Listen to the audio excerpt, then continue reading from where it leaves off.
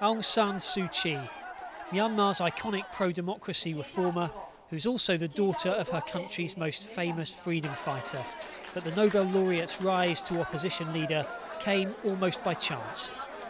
She was educated abroad, but returned home to nurse her sick mother in 1988, the same year that the military violently cracked down on anti-government street demonstrations, killing thousands of people.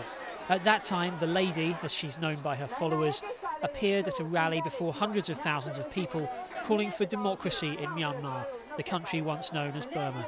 A month later, she was elected the head of the newly formed National League for Democracy.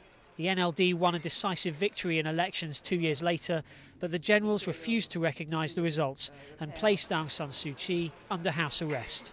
In the past 20 years, she's spent almost 14 in detention, but her power to inspire has not diminished. Without the Aung San Suu Kyi, there will be no inclusive political process, there will be no peaceful transition, no true reconciliation, and also no lasting peace and democracy in Burma.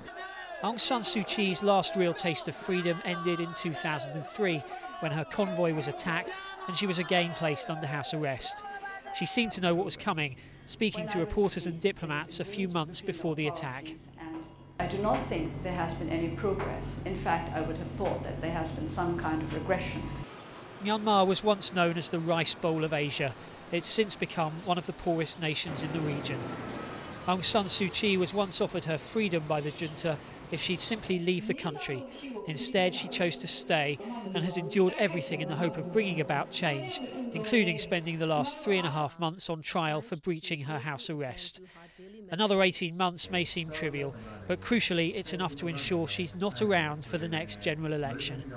The lady is still clearly seen as a thorn in the side of Myanmar's military regime.